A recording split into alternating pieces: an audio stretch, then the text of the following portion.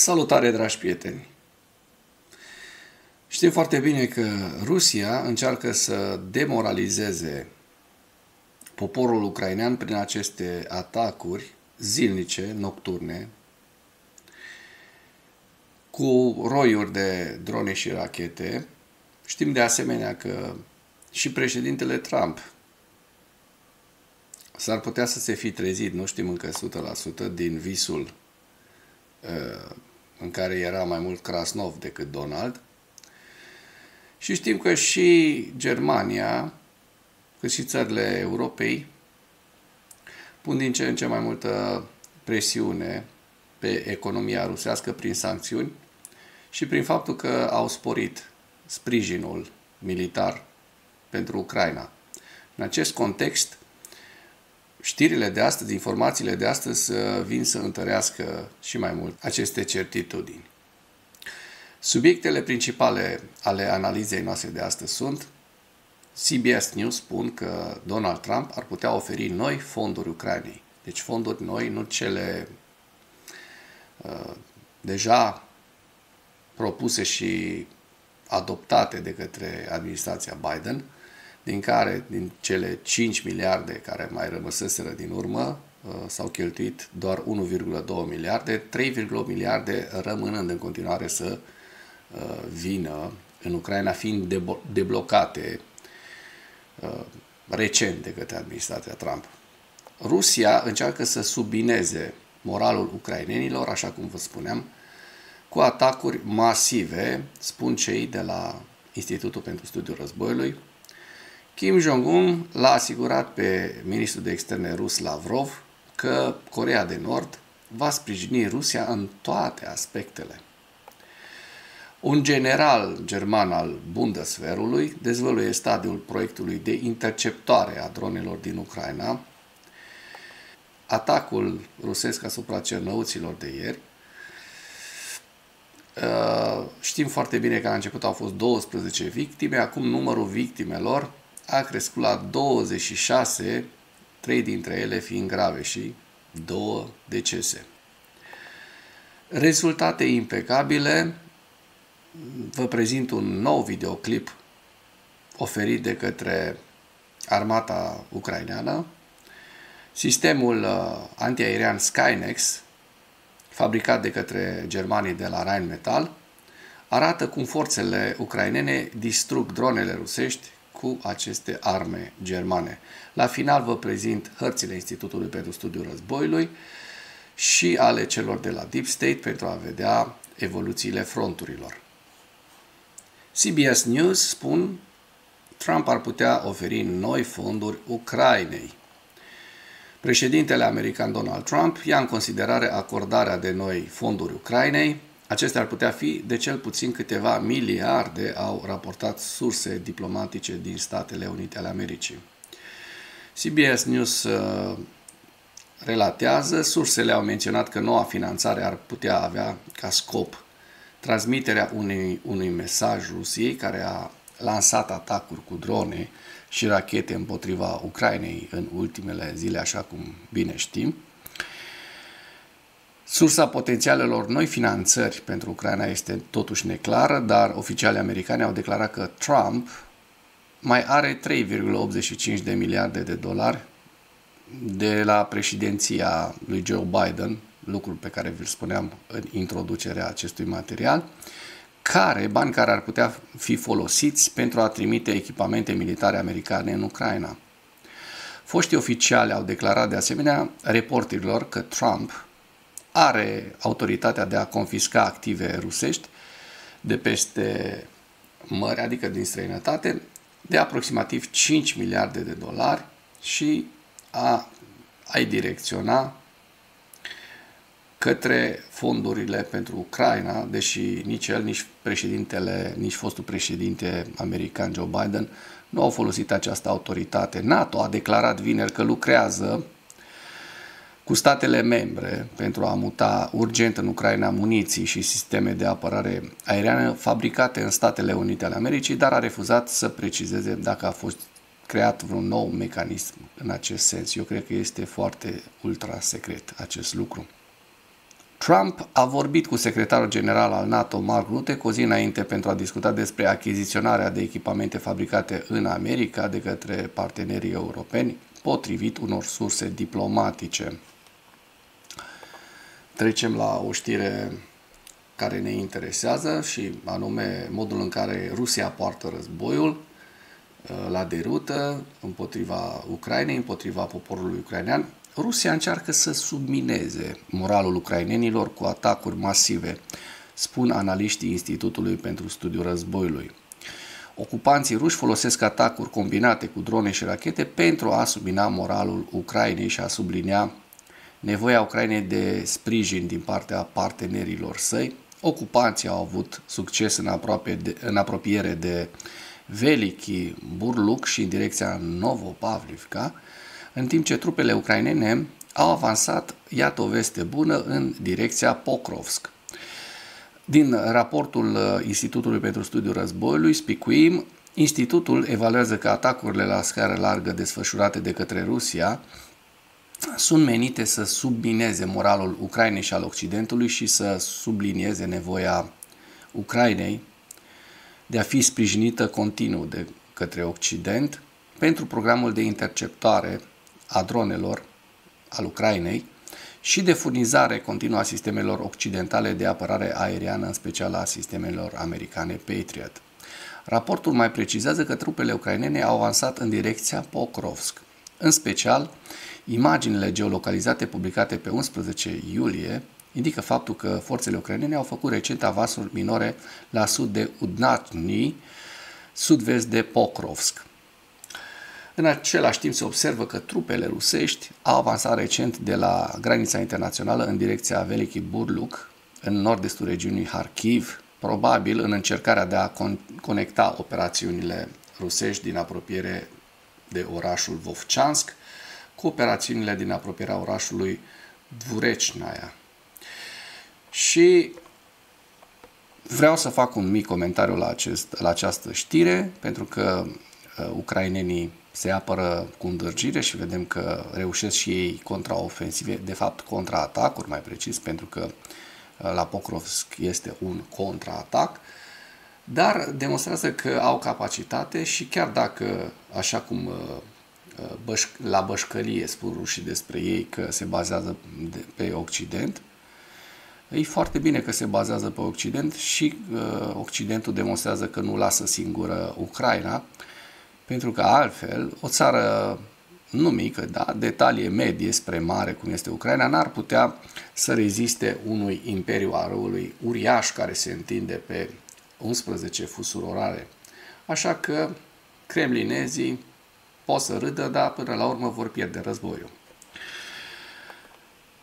Iată cu cine se întovărășesc totuși acești criminali. Criminalii cu criminali, imperiul răului cu altă parte a imperiului răului. Bineînțeles că știm cu toții istorie și istorie foarte simplă, adică nu istorie complicată, cum Coreea de Nord s-a desprins din Coreea acum 70-80 de ani și a existat războiul, de fapt nu chiar 80 de ani, 70 de ani. A existat războiul din anii 50,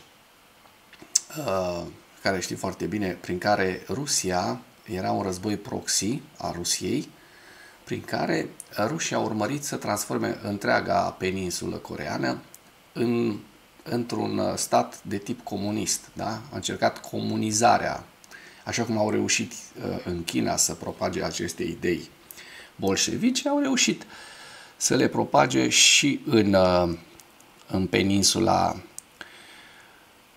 coreeană și au ocupat nordul Coreei. A fost un război groaznic, dar știm că la urmă s-a soldat cu despărțirea Coreei în Coreea de Nord și Coreea de Sud, iar Coreea de Nord, revendicându-se de la comunism și de la totalitarism, iată, sprijină acest stat criminal care se întinde, așa cum vă spuneam, pe 11 fusuri orare.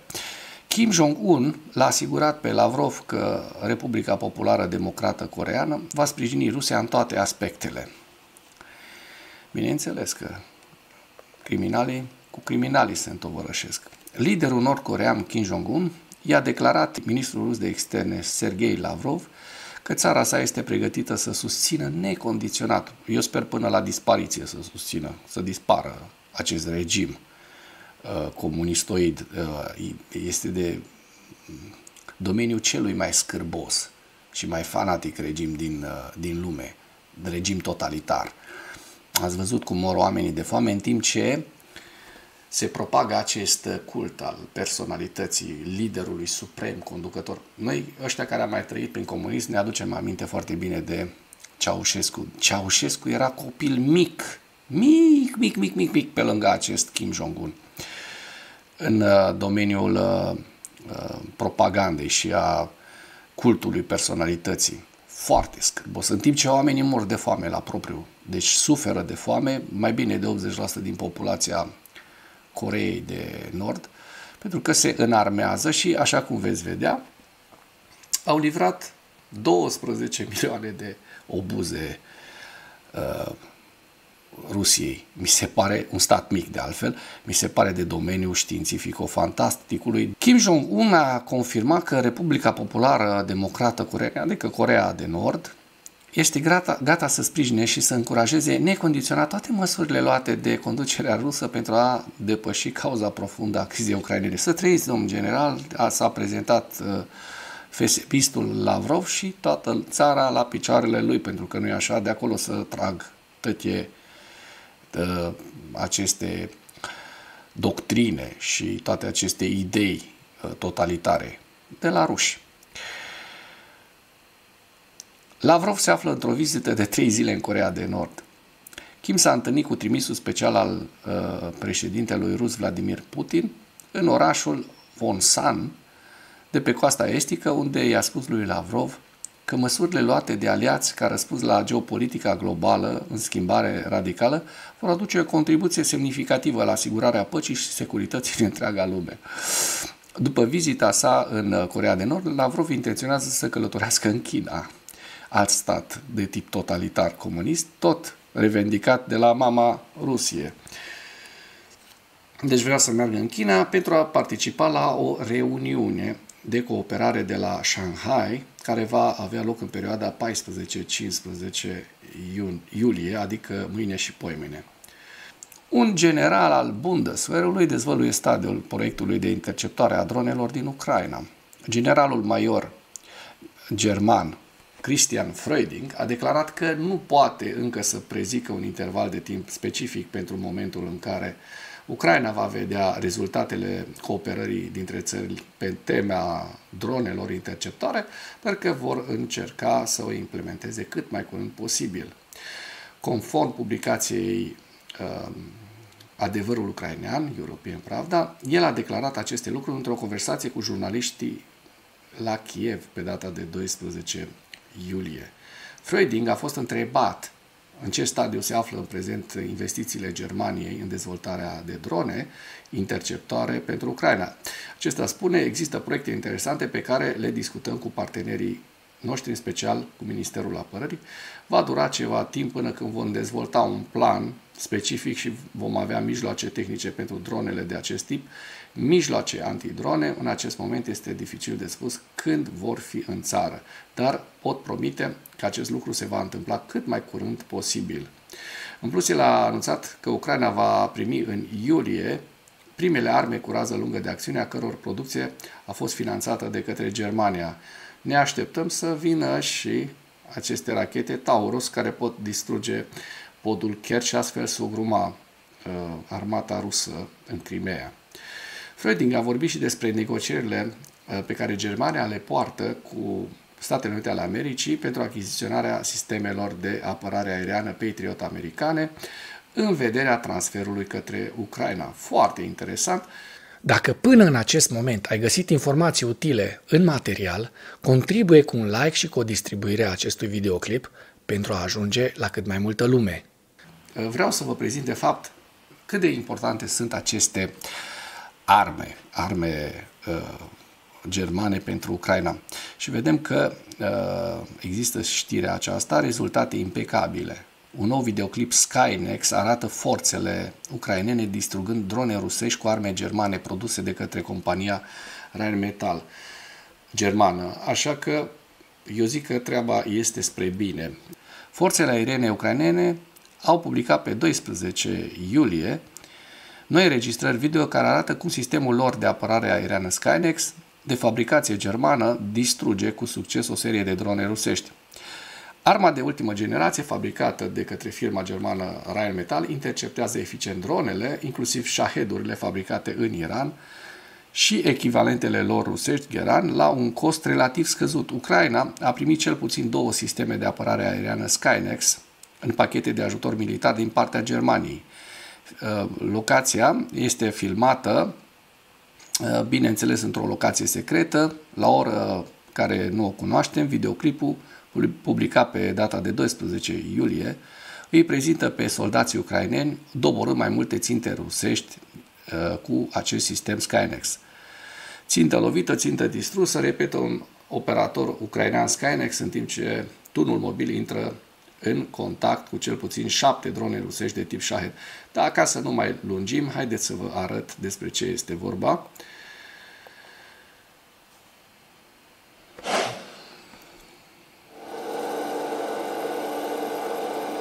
Deci este fabricat de cei de la Rheinmetall și este aflat în serviciul forțelor aeriene, prezentând rezultate impecabile. Să dăm mai încet un pic ca să și putem să citim despre ce este vorba. Deci prezintă rezultate impecabile în distrugerea dronelor, vehicule aeriene fără pilot, de atac inamic. Și vor să păstreze secretul, ora și locul acestor desfășurări. Și vedem cum, rând pe rând, deja suntem la a 4-a dronă, sistemul care este dotat cu un tun Oerlikon de 35 de mm, distruge dronele rusești.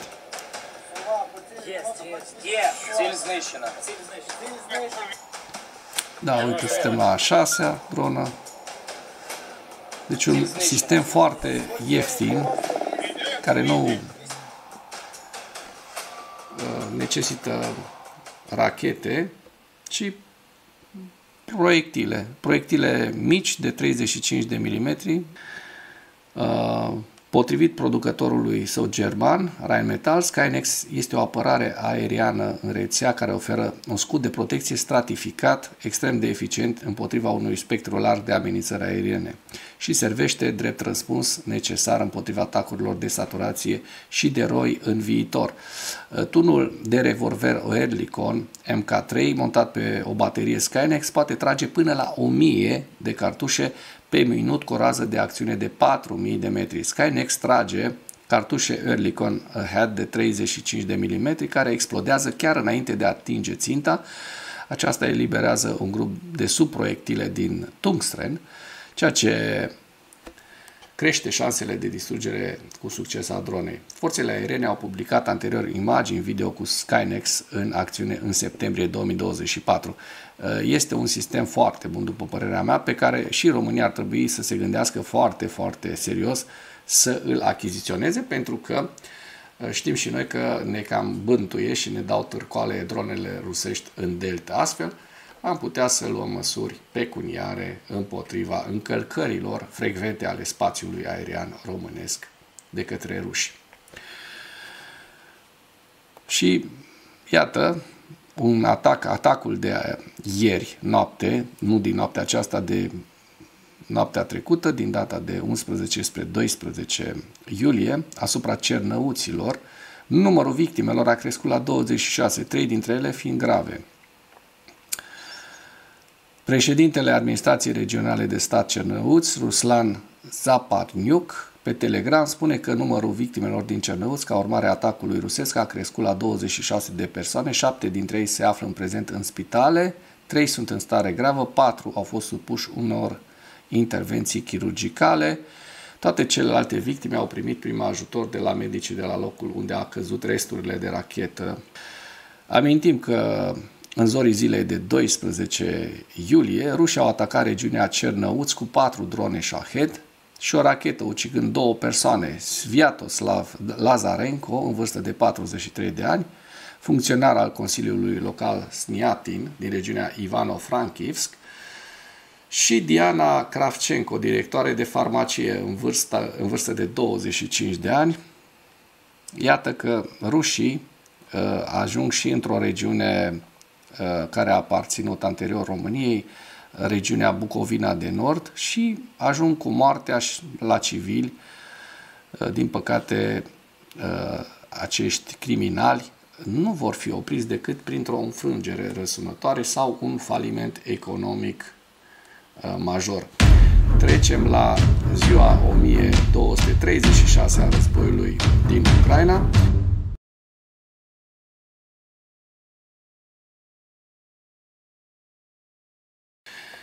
Să vedem pierderile rusești în ultimele 24 de ore la data de 13 iulie. 1240 de militari, numărul total a ajuns aproape de 1.034.000, 3 tancuri, 3 vehicule blindate de luptă, 49 de piese de artilerie, un lansator de rachete și un sistem de apărare antiaeriană rusești au fost distruse de către Ucraina în ultima zi.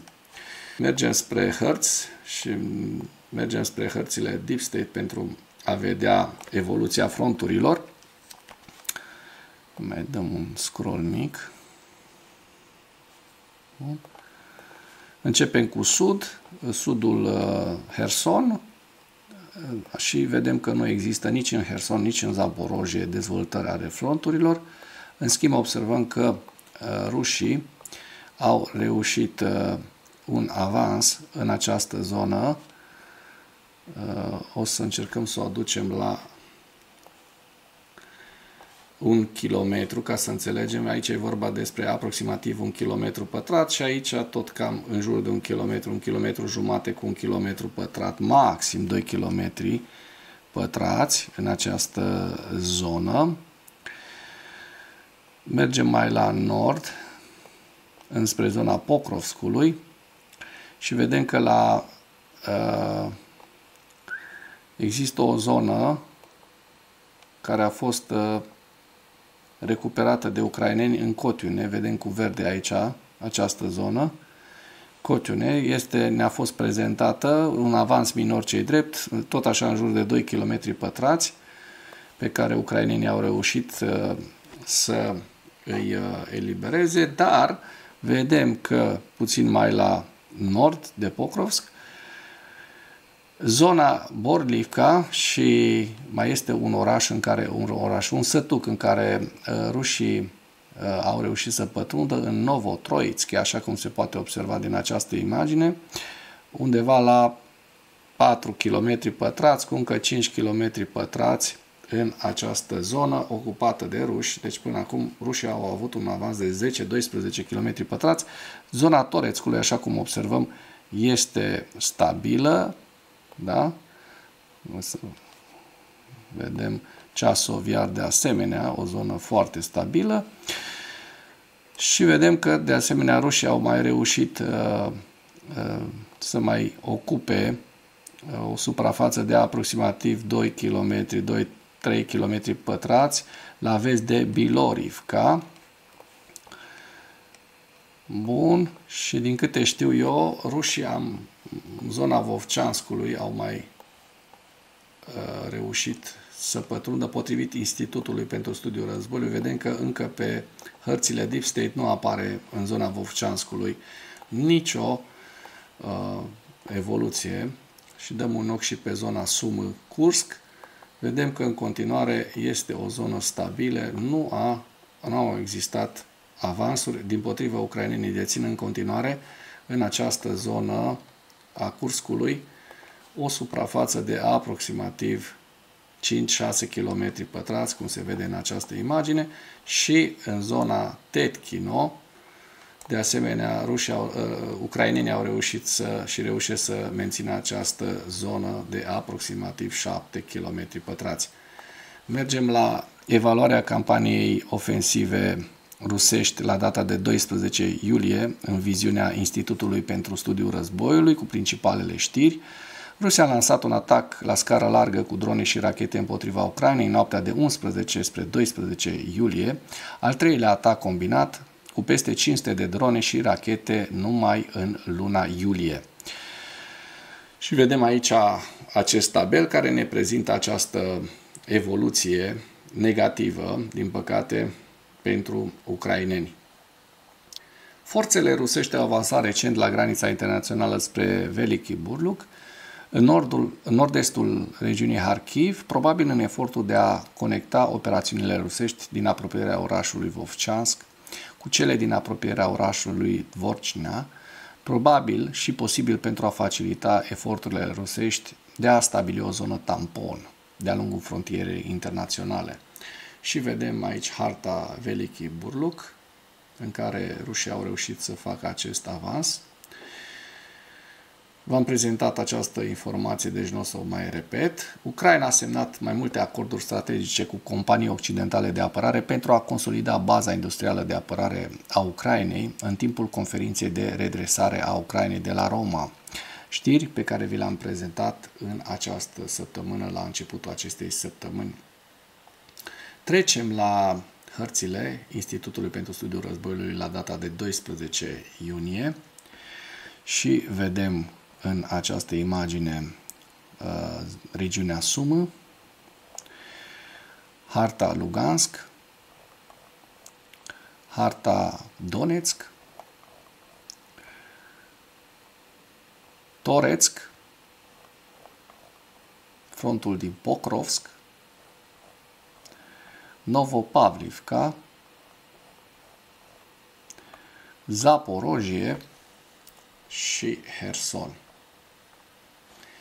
Și cu acest ultim detaliu închei materialul nostru de astăzi, dar nu înainte de a vă îndemna, dacă ați găsit informații utile în acest videoclip, să nu ezitați să-l distribuiți pentru a ajunge la cât mai multă lume. Mulțumesc mult!